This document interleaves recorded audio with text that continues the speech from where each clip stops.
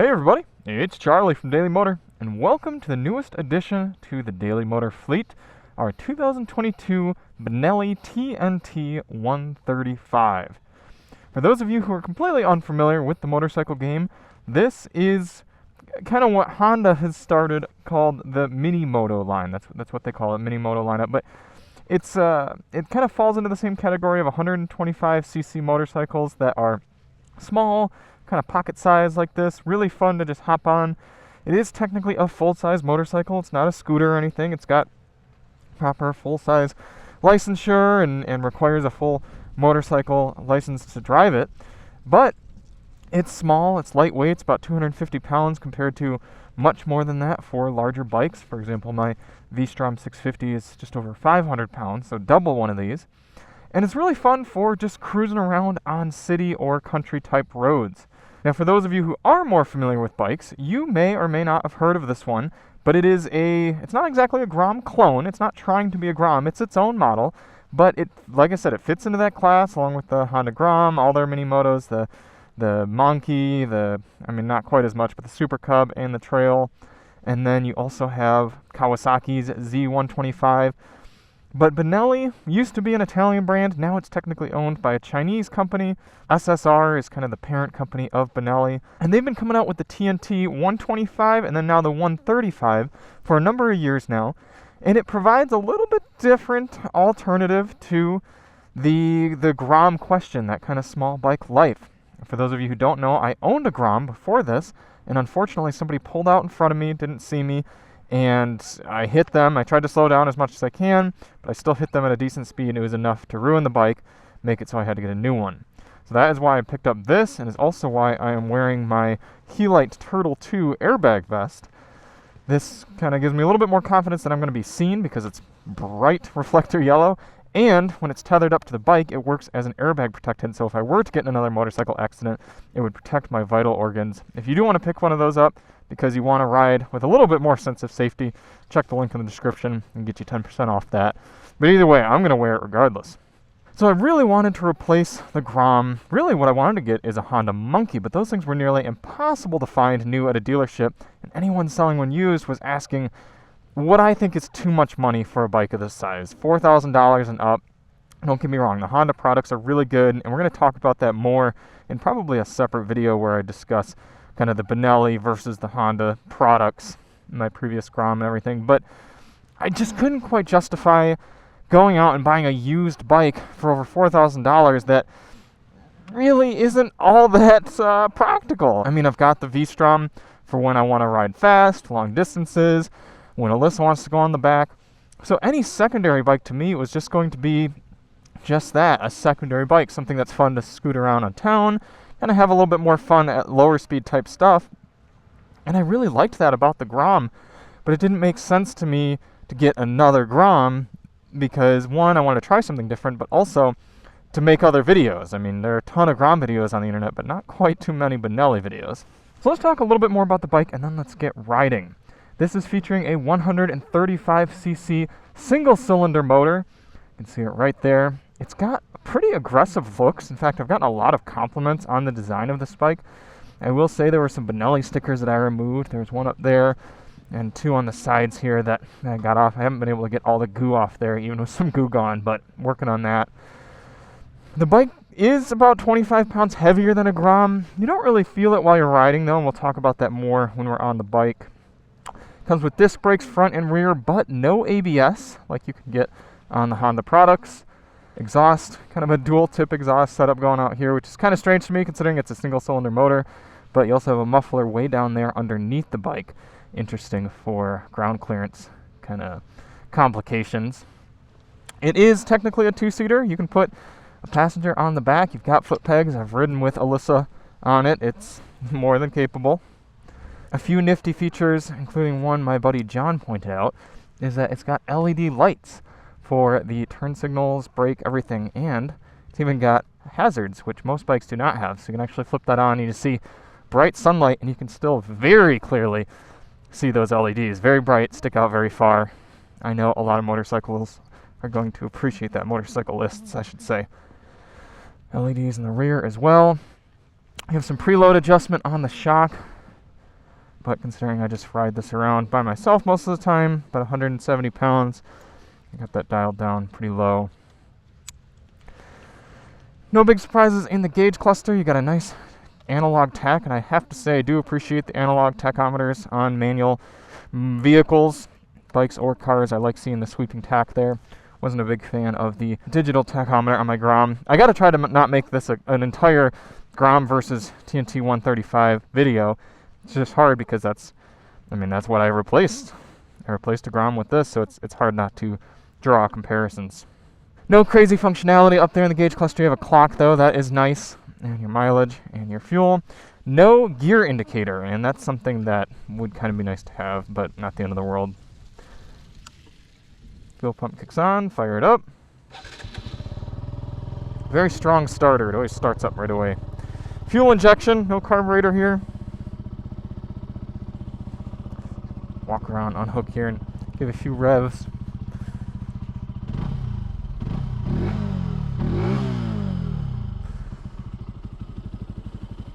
What size tires we have? 130 70 12-inch tires on this little bike. Decent mirror placement. I could see why some people might want to go with bar end mirrors, but I think they do a pretty good job with it overall.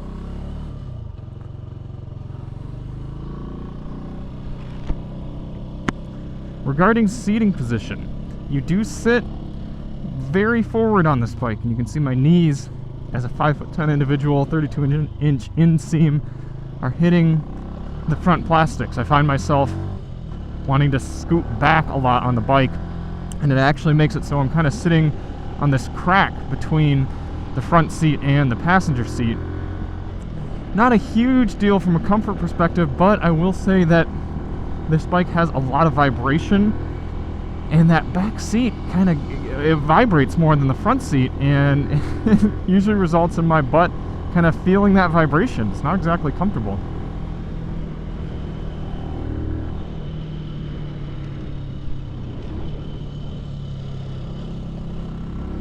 There's something so fun about these little bikes to just be able to toss them around. Very communicative, controllable.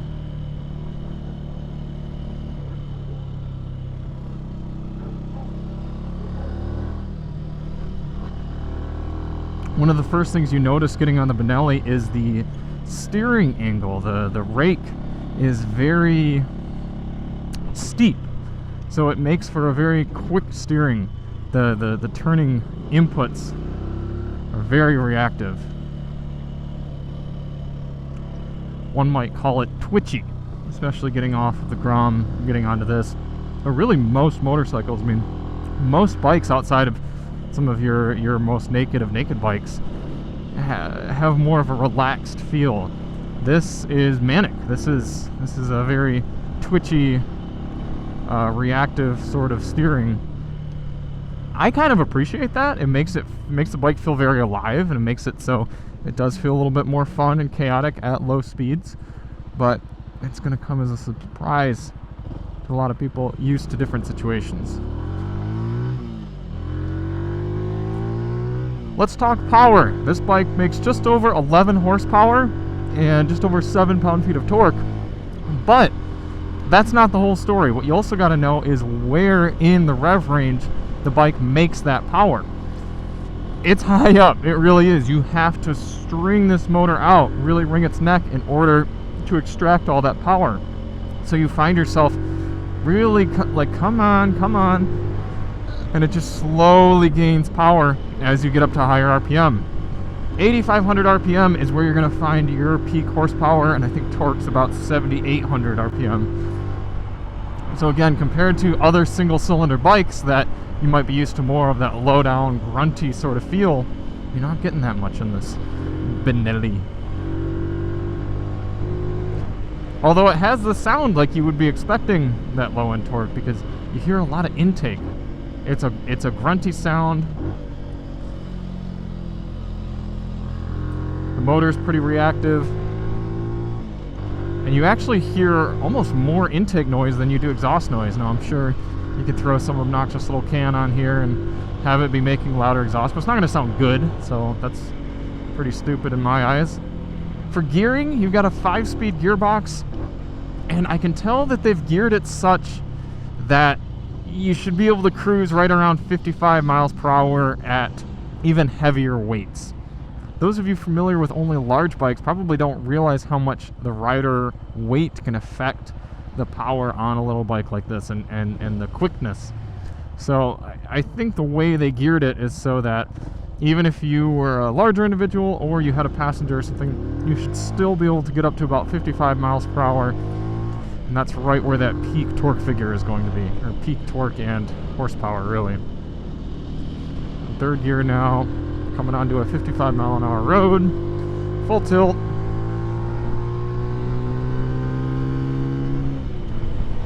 Fourth gear, nope, that was actually fourth gear, now we're in fifth. So you can see, this says 55 miles per hour, but I don't think that's accurate. I think it reads pretty high, just based on the speeds that traffic goes around me. I think this is about 55 miles per hour. I should get a GPS stuck on here or something, but you can see it makes it so if I do need to accelerate, I still have gas in the tank, so to say, to go even faster. And if I had somebody on the back, I should still have enough power to get up and out of the way and get up to those speeds, even with that extra weight.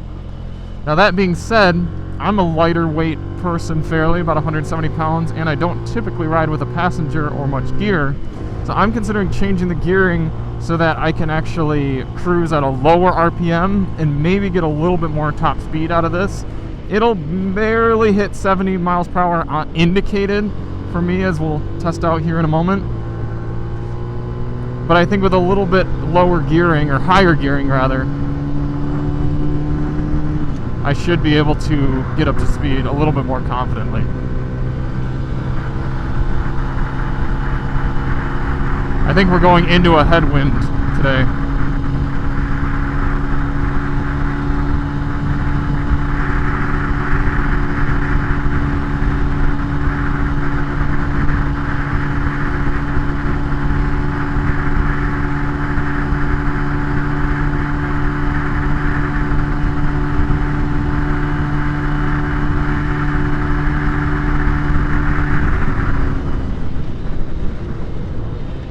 That means we should have a tailwind in the other direction, and I bet you will get up to 70 indicated.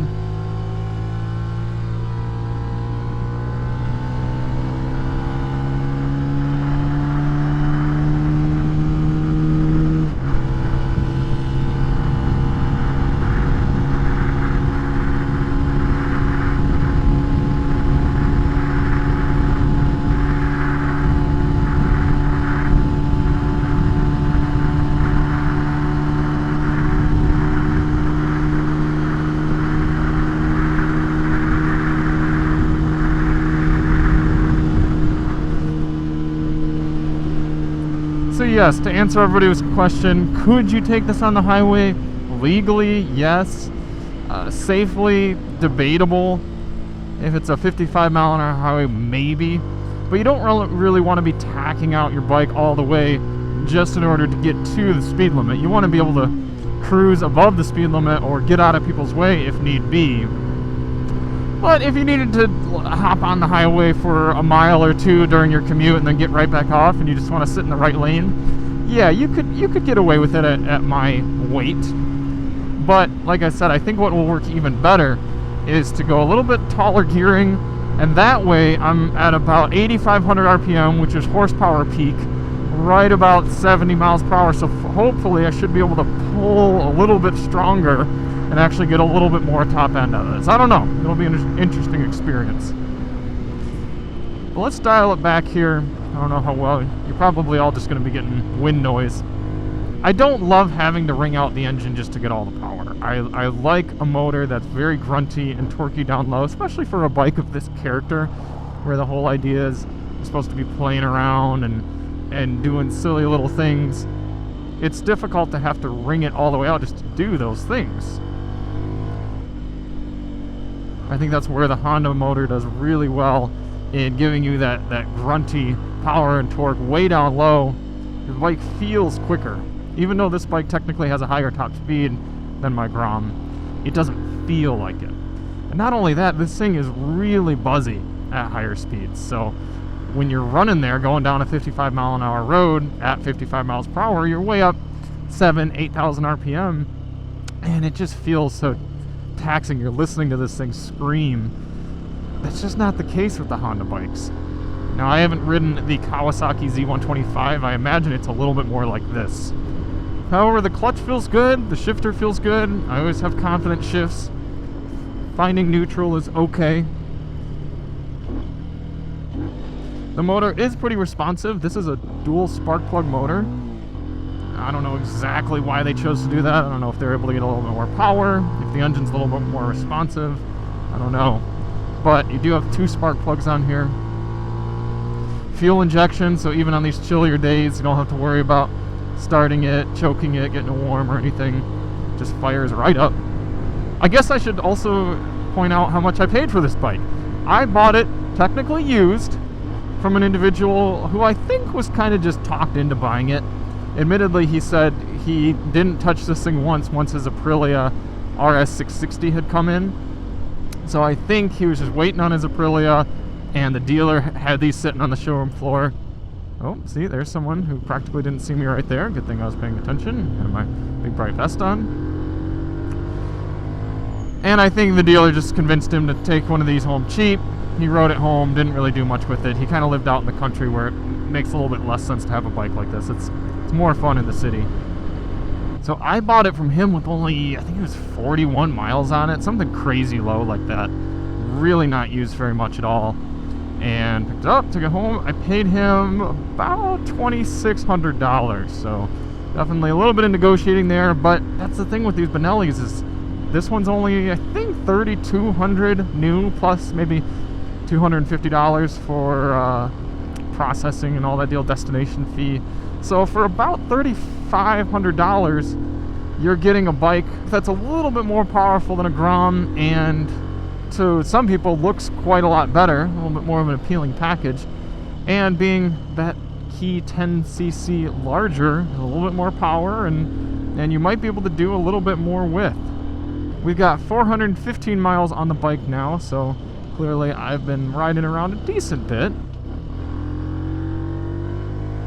Actually took it on some errands earlier today.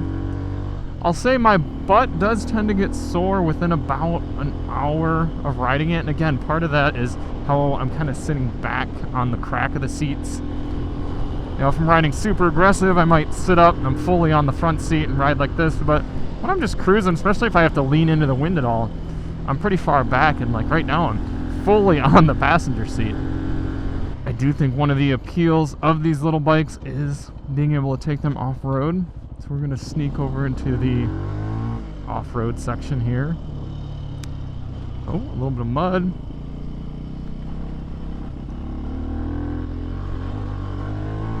Not a ton of ground clearance on this bike. I'm sure Benelli wouldn't advertise it at all as an off-roader, but you can actually mess around quite a bit. It's kind of fun.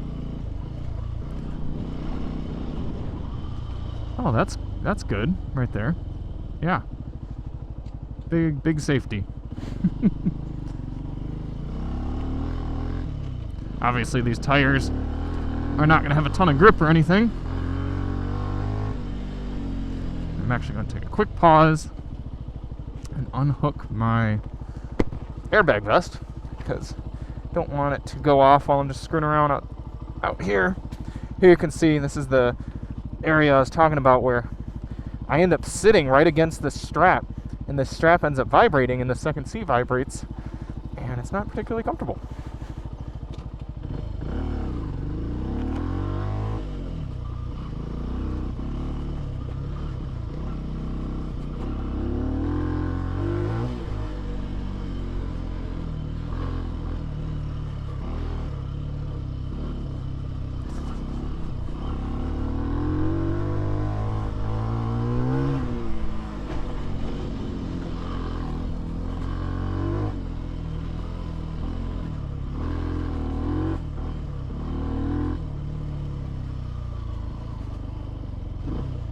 I like being able to take little bikes like this and just go on adventures, because obviously even though these are totally street tires, street suspension, everything, because the bike is so light, you can kind of just pick it up and go, and kind of hop over things and just have a good time.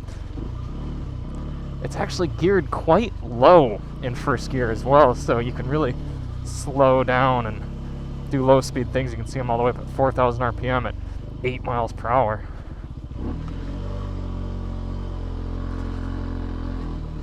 Some steep hillage here.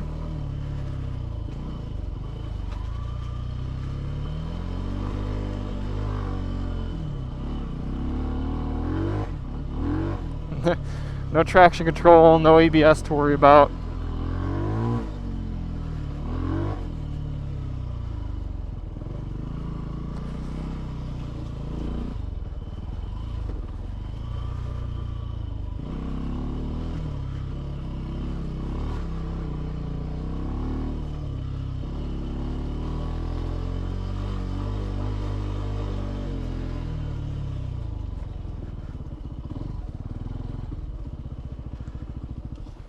Alright, so there it is, my new toy, the Benelli TNT135.